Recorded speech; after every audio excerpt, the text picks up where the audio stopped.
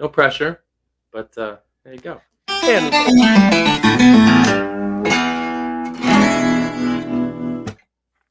you're getting better at that. Like eventually, this is going to be good. Oh, thanks, thanks. I'm honored that you'd say something You should just be. like You that. should be, guys. It is Monday. It is after 5 o'clock somewhere, and it's time for After Hours Real Estate. Chris Peshek, broker associate at Peshek Properties and the Dripping Springs Home Team, with my good buddy Stephen Babcock, mortgage loan originator. Oh, I got to put our brand up. Mortgage loan Oh yeah, originator at CMG Financial. gotta have Um, my NMLS number up there. There you I, go. Thank you, I'm a sir. I'm a realtor. This guy's is a mortgage lender, a mortgage broker, and we get together on Mondays. We drink a little beer. We talk about what's going on in the news in the world of mortgage and real estate. In I always say macroeconomics, but we really do like macroeconomics. I see somebody back there. It's gotten Um, kind of weird, right? Yeah, yeah, right. I Because got a we kind of child. have to Hold on, I have a talk. child back there. We kind of He's have to. Oh, he's doing zoned his in. thing. Perfect. We kind of have to talk about everything though when we're talking about real estate because all this stuff is just together. It's Um, also really interesting. I've yeah, taken well, that too. this show and I've come to think of it as what would Chris and Steve talk about if we were drinking? And that's what the show is. And Yeah. So a reminder for y'all, if you were sitting there drinking with us, you would be asking questions and telling us we're wrong or telling us we're right or something. So make sure if you're watching, you're interacting. I mean, ask questions. That makes this go by a lot quicker and it's a lot less painful too because it's we don't have really to just painful come and up with honorable. everything off the top of our heads. But anyway, like we always do, like we always do. My friend, what are you drinking today? Same thing as last time. The wind just closed the door of my Uh, house. It was very strange. you've I got am ghosts. drinking my 0.0 Heineken, which is really not 0.0. It's like 0.5, I think. 0.09 or something. There's something in there. I know There's there's some something. alcohol, but not much. Well, and we still have to have this conversation off because I personally think you're better off drinking whiskey than beer if you're trying to drop a little weight. At least that's my personal diet You regimen. know, here's the thing, you're not wrong. You, in fact, you'd be very right, and I'm right there with you, but when it's real alcohol, I don't care as much about not having that second glass than when it's not real alcohol. So I've Okay. noticed I have a 2 beer limit if there's Okay. no alcohol in it and I'm not motivated for the 3rd because 'cause I'm just not motivated for the 3rd. When there's alcohol in it, I could drink all I mean, just dude, I can keep drinking. It's yeah. Hey, fair point. It's Speaking of just having alcohol in boring. it, yeah, Yeah, go right. ahead. This is a brewery out of Colorado, man, and this is my favorite label brewery. I have not been Brewery. drinking yet. Um, this is out of Bootstrap Brewing, and this is called the Boat Snack. Ooh, it's a hazy IPA. Look at their labels, man. Like, do you see this crazy little moray eel here and stuff? Oh, the These only time I've guys, ever heard the name boat snack was in Moana. okay. I You don't can't know, and exactly coin the term boat snack from Moana, but then and they've again, got a manta ray eating a fish. Manta rays don't eat like that, but it still looks cool. Like I love their labels, man. They've got this one. It's like crazy rabbits running around on it. They're all like bugged out eyes and stuff. It's hilarious. Um, my yeah, favorite my favorite labels by far. the grandma in Moana turns into a manta ray, stingray, whatever. So, yeah, I don't Chili. know. I would have a problem doing that if I knew Disney had lawyers. I don't think Disney has lawyers though, so they probably don't have to worry about anything like that. I Yeah, I wouldn't. wouldn't think so. I I wouldn't wouldn't think assume. so. Probably don't Well, my friend, let's start the way we always start. have. Yeah, How are the rates? I don't know. You're I gonna pull haven't up. checked You're because gonna nobody's pull up buying Georgia. houses right now. No, I'm kidding. That's a lie. That's a lie. No, that is a lie. People are buying houses, and right now, if I have I checked them earlier today, and they're Yeah. right around 6.5. And guys, as he's looking it up, he always looks at the same two separate scenarios every time. One with the high credit score, one with the low credit score. Go for it. And it's also important to note that I'm using a national search through Google. Okay, so this is not my interest rates, and furthermore, you cannot get an interest rate by listening to someone like me. there are many, many, many, many, many different variables that go into what kind of range of rate options you will have, Yeah. and you will not have just one rate option 99% of the time. You will have many, many options with different rates, and each one has a price next to it that you can pay or be paid to take. It's not as simple as the commercials make it sound. So that's if I did anything on the show, that's what I want to try to tell people. But that being said, using an 800 score, we are under 6.5. We're at 6.49. And using a 620, which I love to do those two extremes, we're at an 8.27, which I believe was 8.5 last week. Yeah. So So that's come down. If you have the lower credit score, you've just come down 0.25. That's what and the key. I think the higher credit score was almost identical last week. So six Somewhat, and it a was very half. close. It was very Yeah. close. And so I'm going to quote my buddy. We were chatting a while ago about what we were going to talk about, and I was like, "Tell me after you get done researching, Steve, what would you like to talk about?" And he goes, "What I'm seeing, and this is as a title is shit didn't get worse this weekend, so we're in a holding pattern." Okay. Hey, look, Basically, I mean, it's a real concern, man. I mean, like I'll go back to last week for the week before that. Well, I don't say everybody, but a lot of people, including myself, are like, "Well, God, the Fed is going to turn this thing around and start dropping their rates, and interest rates are going to go down." And then, like the last 2 days before the Fed made its announcement, everybody reversed course and said, "Oh no, they're going to go up. Interest rates are going up." And I had called from clients like, what do I do if interest rates go up? I haven't locked yet. And like everybody's freaking out. And I'm like, just stop. And that's exactly what the sage advice was, right? Because nothing happened. right. Yeah. We are like a panicked species. We're really a herd species when you think We about it. are. We You are. know, if we were smart enough to not move with the herd, most of us would do really well. Um, but unfortunately, we are a herd species, and most of us are just trying to protect ourselves. Dude, So oh, go ahead. it's all right. And so most lenders have protections built in if you just ask them about it. Like I have a lock and shop. You Yeah. can lock in right now with me and shop. And if you find your house, you get to keep the rate that you're locked And, into. and how long can you lock and shop, Stephen? 60 days. That's freaking Uh, crazy. yeah, right? And by the way, I had happened to be a realtor. Thank God for me. But there was a realtor that I work with that was just under contract. You don't want to screw those up as a lender. If you work with a No, realtor, no, no, no, no. you don't want to screw those up at all.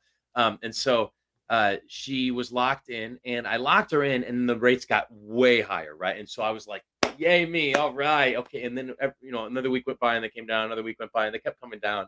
All of a sudden, they were lower than when I locked them, and I just didn't say anything. We're not going to talk about it.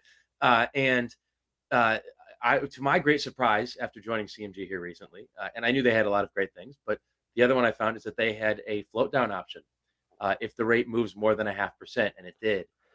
And they had some unforeseen issues with this particular loan where um, one of the two borrowers' credit score uh, had a massive problem right in the middle of the loan, and it incurred a lot more cost to what we thought was going to be a great interest rate. Well, it was.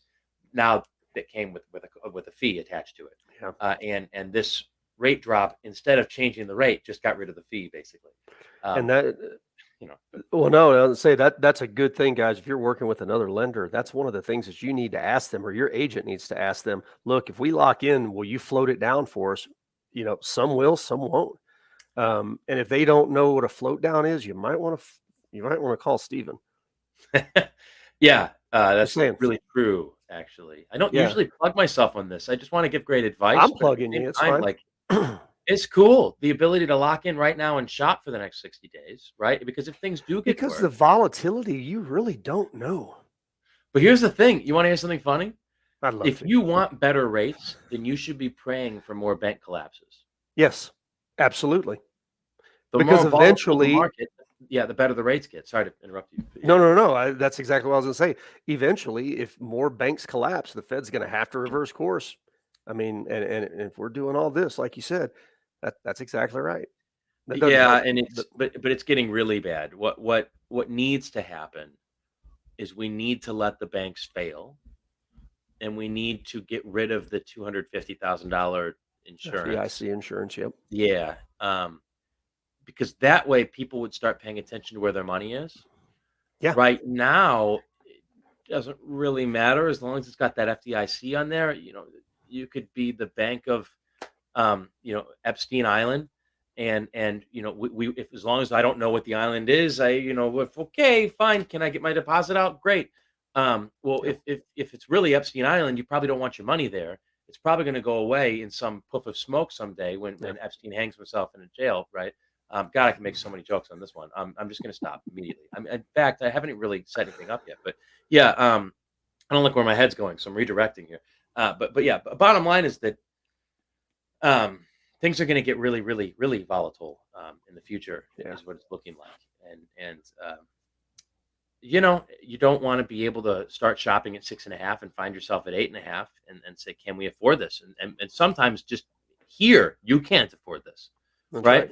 Sometimes it's not a question; it's you're being told, nope, can't do it anymore. And hey, on that, I'm going to tee up.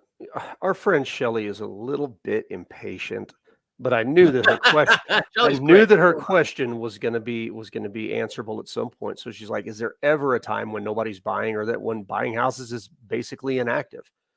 I'm gonna let you run with that. No, no. There are periods of time where people buy less homes, but no, there's Yeah. everyone's always buying a home or selling a home, It- mainly because life events happen. People don't buy homes because they feel like it. The pool of people who are investors in terms of like the population, it's a very small amount of yeah. people. You might know one or two investors, but you probably know 200 people. You Yeah. know, Exactly. so at the end of the day, no, you have a new baby or you got triplets. Okay, our one bedroom's not going to cut it anymore, right? The Yeah. studio apartment we were renting downtown, it's not going to work now that we're pregnant. That kind of stuff. People Or there's die. no People school get here, married. etc. Yeah, Yep. so people People. move. Yeah. Jobs. Jobs. God, you and I can come up with a lot of examples, I'm Oh sure. But yeah. yeah, it's a great question, but no, there's really no time. Which is why, from our perspective, it's just so stupid to try and time the market, right? Yeah. You don't try and time the market when you've got a wife behind you with two babies in the belly, right? Or one baby in her belly. And she's like, I need a Or house. And three. you're like, yeah, but we might want to wait a couple years because the Just rate to will get get a it right. little bit better. We could save $50 a month, and it's like, dude, just bite the bullet. And when life hits you, we'll adjust. It's called a refinance. Or you don't go, get your Starbucks. Let's get a drip Yeah. coffee machine or something, right? I mean, but it's yeah, it's never so easy. You said, you know what I'm trying to say. But I easier said. saw I was trying to find it, and I couldn't find it. I saw something on Twitter today, and it was a guy who his son was wanting to buy a car. He was 16 years old. And so he had put something like when he and his wife got married, they did a time capsule, I guess, and like put stuff in there. Or when they bought their first house or something. This is in 2000. And the I think the agreement they had or whatever was that when their first child wanted to buy a car, that they were going to pull the time capsule. Okay. So they pull the time capsule, they're going through it, and he shows this sheet, and mortgage rates in 2000 were 8.5% when they bought their home. Yep. I mean, look, and you just said right now with terrible credit, you can still get 8.25. But we're all, and I look, I get it. This is not, And we're not it's supposed to say not terrible lost on credit, me. by the way, because you can go as low as 500 credit scores and get a home. But keep going. Sorry. I am a realtor. I don't know your silly Yeah, rules. you can use that, but I can't. I didn't say that. He did over there. That guy. Um, There. but it's not lost on me that housing is more expensive right now. I get it. Like houses cost more than they did in the year 2000. But I'm I think I'm going to get a little controversial here. Are you ready for this? I mean, I think so. Guys, Steven's right. I mean, you're not going to time the market. So if you want to buy a house, buy a house. And if you can't afford to buy a house in downtown Austin on Rainy Street, well, then drive until you qualify. You may have to drive to Seguin. You may have to drive to Luling. You may have to drive to Shiner, Texas, where I grew up. But eventually, you're going to be able to qualify at a certain interest rate, and you're going to find a house that you want. So do you want to live in a certain situation? Do you have to live in a certain situation, or do you want to buy a house? Those are very different questions. That's antagonizing, but it's fact. Yeah, I know. You're right. You're right. Oh, can I give a quick case study? My favorite line was "act your wage." Act your Yeah, wage. yeah. Go ahead. Go ahead. Well, and I mean, look, and I don't have to give the case study yet. We can dive into that. I mean, when my wife and I bought our first house, they tried to tell us that we could qualify for 250,000. This is in '02. Okay. We were both teachers, just got married. Those damn lenders. And well, yeah, well, it was a new home builder. Of course, they were going to try to get us into more, right? But we got to talking about it and we're going, no, that's stupid. That's not what we're going to do. And so our first house we bought for 165,000. So we didn't max out our credit on our first house. And we had the ability to do other stuff, and we budget and we save and we do stuff. But if you're locked in on, oh, hey, we talked to Steven and he said we can qualify for $700,000. Okay, but is that going to give you a payment that you really want to make? Is that how you want to live the rest of your life?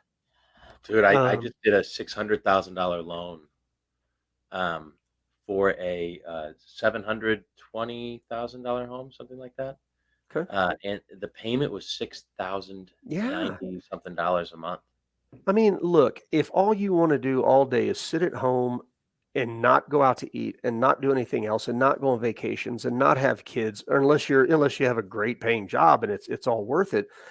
But think about the balance between, man, it's a house, it's a means to an end, it's a great investment vehicle, all of these things.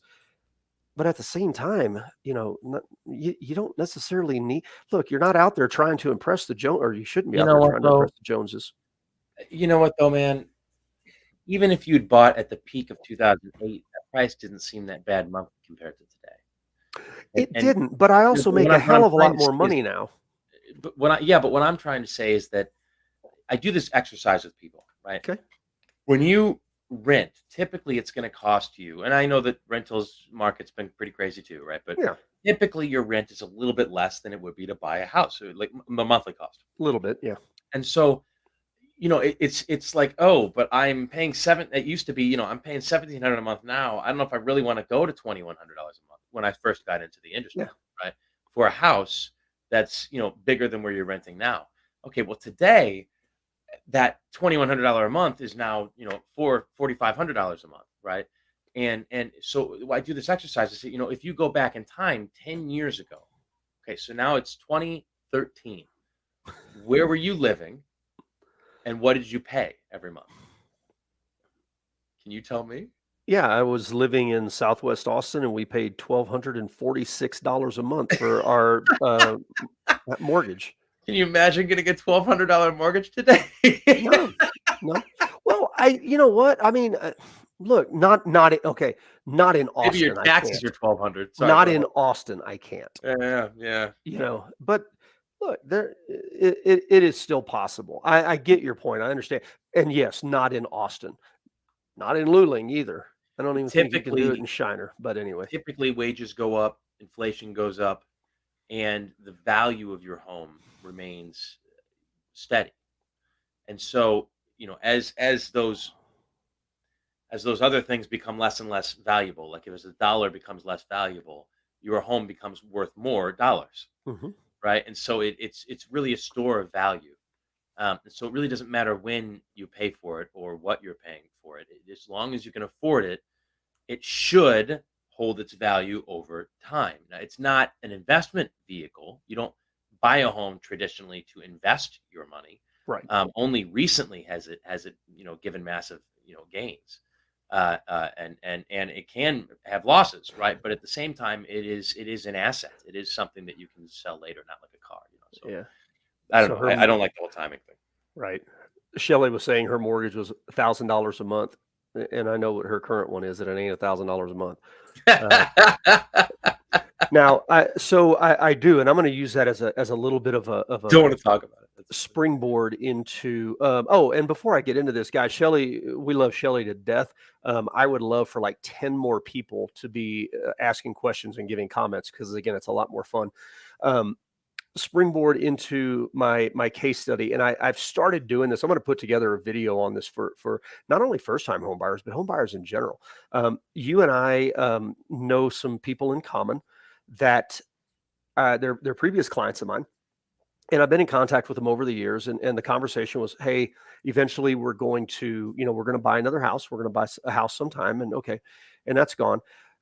Their first home, they you know they were like a lot of people. They couldn't afford much, but they were really good. They're very fiscally conservative, financially sound people. They were early out of college, recently married, and they bought, like my wife and I did. They bought a house less than what they could afford at the time. And I think they spent, I want to say they spent about around 200,000 in Southwest Austin, and 1,200 square foot house, three two. It was an entry level home at the time. at the time. Yes. Yeah, but again, they didn't max everything out, and I remember having a conversation with them back then about, hey, you're starting a family, hopefully, potentially, that's what you want to do, kind of plan for those things in the future. And so I had this conversation about 3 or 4 weeks ago with them. I sat down, they, called me, they wanted to sell their house, they're ready to move on to the next house. And I thought that they were 100% set on selling their home. So, I talked through them what that looks like, selling a home and buying a home at the same time. And they said, well, what about the other option? Actually, the Oh, wife asked me, did what I about talk the to these other option? people? Yep. Yeah. And she goes, well, we talked to Steve, and what about keeping the house? And I don't know my exact response, but I think my response was, oh dear Lord, please keep your damn house. Even though you would be paid a lot of money if That's they right. sold I the would house. get I would pay I would get paid good money to sell their house. I don't Yeah. care. And that The, was your gut reaction. I yes. This is a young family, young kiddo, and I went into the mode of, oh my God, yes, please, this is like a dream come true, because their mortgage, I think, is 1,400 a month. very, very low. And I Yeah. was asking them, like, well, I told them, I was like, I don't know what you can rent your house out for. No, I think their mortgage is like 15 or 16, because it wasn't quite Hey, $1,000 difference. I owe Um, you and them a huge apology, by the way. My spam filter picked up an email they sent on Friday. It sent it in ooh, quarantine. And I logged in on Monday and it was like, here, you probably got some junk mail, but in case you want to check. And it was her saying, can you check a property for me? did you I call them? wasn't able to I wasn't able to get a hold of them today, but Okay.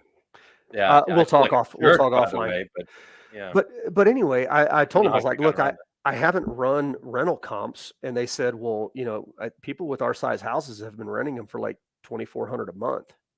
that. It's an You can net $800 delta. $1,000 a month on your rental, right? And you're what? And I'm like, and I go into the mode, and I'm like, guys, look, are you approved to what you want to buy at this point? And they're like, oh yeah, we're approved, higher than that. We know what we want to spend monthly. And I'm like, oh my God, I love you guys. And the whole idea, like I explained to them, I was like, look, say they owe 150,000 on that house. If it does not appreciate another dollar from this point forward, which you and I both know it will. Okay. But right now, I think I had it right around $400,000. They owe 150 on $400,000 Right. because Yeah. it's appreciated. I'm Right. like, in 17 years, when your kid is ready to go to college, if it's only worth $400,000, somebody has paid the mortgage down for 17 years and put an additional $800 in your pocket every month. Sell the house then. Your kid's college is paid for in cash. You never have to put a dime into a Texas Tomorrow Fund, a 529, or any other government, whatever the hell it is, to pay for college. You can take the extra $800 a month, put it into your retirement account, and by the time your kid's going to college, you're ready to retire because the college is paid for. Now let's Like talk about what's probably gonna happen. The home's probably gonna go up in value. 3% a year, Austin on average Right. historically. Right. the rents will probably go up in price, right? Hence my 10-year thing I did earlier, Yep. right? And if they're smart and after it's starting with a cushion, I like at least 6 or 12 months Yeah. of mortgage payments. If you can save that much up, in case renters move out, you got problems to pay for, etc. But after that, if you can use that extra money to pay down the mortgage faster, they're going to have a pure. In fact, I'm not even sure if I would pay it down faster. When No. you talk about that low of a rate, um, Yeah. They've got a it, super low rate. It's free what are you money. really saving? You know what I mean? What's 3%? Yeah. Two and a Um, half. is it really 2.5? Yeah. Gosh, and I did that loan too. Yeah, so it's I wouldn't.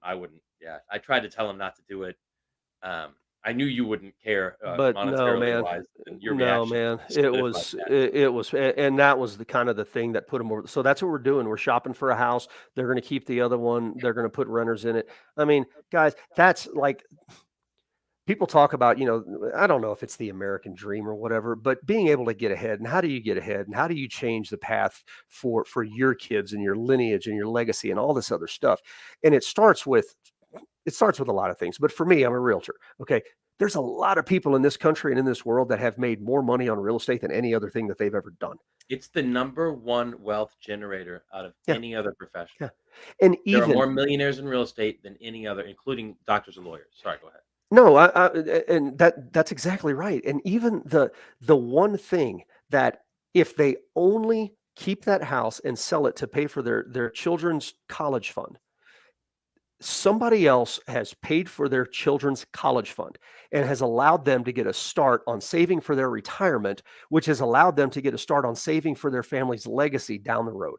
Like it's it is absolutely world changing to Okay, but people. here's the thing. You wanna do this, anybody? You will immediately run into the problem of needing 20 to 25% to put down on this house, and you'll get a higher interest rate than the going rate, which you never think is good at the time. Right. Even when rates were 3%, people are like, "Yeah, but they might go down to 2." I mean, I swear to God, it It doesn't matter happens. how No, well it I know. gets, I you know. always think it's bad at the time. So again, stop worrying about timing the market. Just figure out if you can afford it right now, right? Yes, figure if you can afford it right now, and then do it. And by the way, again, you got to put 20 to 25% down if you're an investor, if you're just going to buy an investment property. But if you're going to move into the house, if you're going to do it, you only need to put 3 to 5% down, That's somewhere in right. between there. Okay, well, let's just assume it's 5% down, right? So you move into a house, you put 5% down to move in, you move in, you live there for 1 year or two, depending on the loan type. Okay, but Yeah. let's just go for the 1 year example. I'm going here with the 5% down. This is a conventional loan. You live there for 1 year, and after 1 year, no problem. You can move on and buy another house, At how much down on the second one? 5% down, and move Now, into the no, no, new no. house, and then your old home you can rent out. Yes. Now, time out. Let's make sure that we're being completely transparent with numbers. You're also going to have to find roughly 3% for your closing costs, which right now, by the way, people, I can get the seller to pay for. Okay, I I was just gonna wanted to be say, I'm giving you kind of like a, I face just because, yeah, wanted to it's be transparent. yeah, I mean, the truth is, yes, yes, that's the down payment. There are closing costs. You have to pay for taxes and insurance. That's Yeah, really the killer in closing costs usually. right. Um, but, yeah, you get the seller to pay a certain amount. You pay, a little more on the down payment, and then you And you own a go to your house. next one. And Right. also, now I want to take this as a chance because I've got to get off in a couple of minutes. I want to take this as a chance to talk about another product that you have that's right in these same lines. You've got a product for somebody that can buy a duplex and count part of the rent for the accompanying unit as their income before they ever rent it. 75% of whatever What the unit. hell? Yeah. So, People, why yes. aren't y'all buying duplexes? It's called house hacking. Move into one half for a year and then go buy another one, and then Right. another So one, and then another one. this works all the way up to quadplexes, so fourplexes. Oh, you can buy four. You can do well. It's Well, a you can buy a 4 unit. duplex, triplex, or quadplex. Um, the 4 unit, the quadplex, that's typically very difficult to do if you have no rental history. I'm sorry, landlord history. Rental history is not tough. Landlord Yeah. history is tough. History of being a landlord. Um, but we can still do it. It just it gets complicated from the lending Yeah. perspective. But the duplexes and the triplexes, those are all day long. Those are very very straightforward. And you can put Um, 5% down on them. well, yes, because you are going to buy your primary residence, That's right. right? You're So an you're owner going to occupant. you have to live there. If you don't live there, then this is illegal. You know what I'm talking about, right? But if you're going to live there, in say unit A, then you get to rent out unit B and C if there's a third one, right? Or D. But you get to rent out the other units, and whatever they pay you, let's say they're each paying you $1,000 to make the math simple, right? You'd be able to assume, from my perspective, hey, Mr. Lender, I'm getting 750 from this one, 750 from this one, and 750 from this one because I can take 75% of whatever they're giving you and use it as your income. And that Yeah, helps you buy more house. So you want to buy a duplex or a triplex, those cost more than a single family typically, but not usually double, that's right. right? So I don't know what the difference is. You'd be better at that than me, but you want to buy one and someone's going to pay you the rent. What I found is you move into unit A in like a duplex, and you've got unit B that's paying you what normal rent goes for after you've locked into a normal mortgage, right? And they offset your payment by roughly 50 to 85% typically. So then you pay the difference. Now the problem is when you don't have a renter, if they move out and you're stuck Yeah, with that bill for a month. So right. you want to be smart and save a cushion, like I was talking about. But it can be like a seriously helpful starter house for almost anybody. Yep. And by the way, that there's a way for parents to help with this investment Yes, as there well. is. And so, you really want to help out your kids. You buy them a duplex, okay? Because what realistically happens, and everybody's different, right? But if I were to take a pool of 1,000 kids and buy all of them a duplex right after college, right? Uh, um, you know, get rid of the ones that are going to blow up the duplex. Don't buy them the one in the first place, right? But Yeah. what typically happens is they get married, have a kid, and move out of the duplex because they need more space, right? And then they have two rental streams paying them when they have a From child the very beginning. Now we're and a right back marriage, to right? where, yep. It's like Yeah. it's like fast forwarding 5 to 10 years. And Mm, and again, like can you hang on to it and sell it as your kid's college sure. fund? Yeah, sure. Can you just keep it forever and transfer it to your kids when you die? Sure. You I want to mean, be really it's smart? You want to be really smart? let's go. Instead of buying that next house, buy another duplex and That's what do I'm it saying. again.